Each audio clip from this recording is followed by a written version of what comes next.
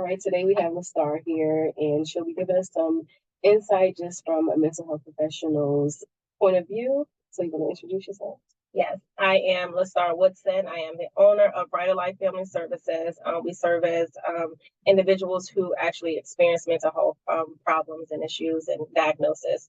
I also, as I said, own a business, but I come from a line of individuals in my family. My father also owns his own businesses here and in Atlanta. So I got quite a bit of experience in this field. Thank you for taking the time to speak with me today.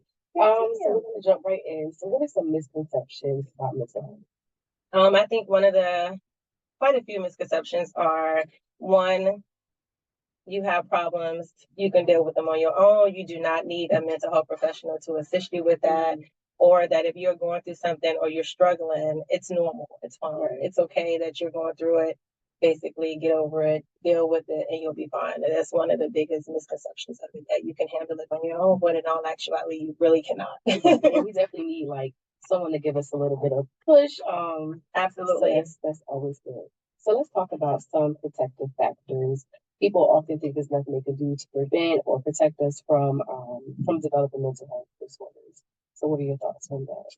I think that when individuals first start seeing signs of they're not their normal self, or they are experiencing symptoms, whether they're minor symptoms or major symptoms, if you see a change in your daily routine, your personality, how you act, whether or not you're normally a happy, bubbly person, you just agitated, irritated, I think it's at that point you need to step back and try and figure it out and look at it and say, okay, what's going on with me? Let me figure out what it is that I may need to slow down and think about and get some help with. So a lot of people feel like, oh, I just had a bad day that day. And sometimes we do, right? Mm-hmm. But if it's something that is carrying over and is lasting longer, even in your family members, if you see your family members start being agitated or not being their self, start flying off at just off at anything, being angry, even when individuals, I think I have mentioned this before, that when people, the first thing they see when somebody is different in the way that they used to be, the first thing they say is, oh, they're on drugs, or they did this, but it's a misconception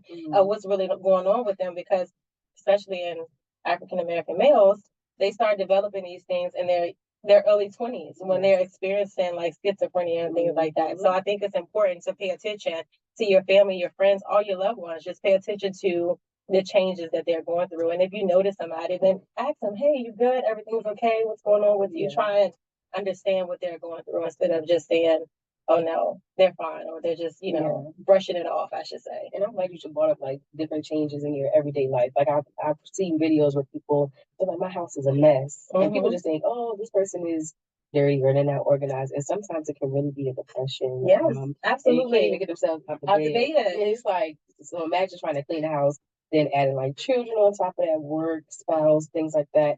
So I think it is important to recognize when there is a change in your behaviors, and kind of let people know in your life, hey, I'm not doing my best today.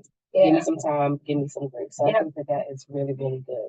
It's allowing that space to be comfortable with somebody to be able to tell you that, because if you are a very judgmental person and you make your family or your friends feel like, I can't tell them what's really going on with me because I'm going to be being judged about it. Right. So I always tell people, you never know what somebody is going through. So just try, like you said, try and give them a little bit of grace. If something is going on and it's outside of the norm, don't take it as an offense and get offensive. Instead, talk to them, try and figure out what's going on. Like you said, with depression, I had a client, because not only do I own my own business, but I've been in the field for a while. So, and I still work in the field, and I have a young lady who experienced depression, and I go in her house and have sessions, and it's dark in there. I'm opening up blinds. I'm telling her to find her happy place. Like, I don't care if that's you getting up and turning on the music that you like.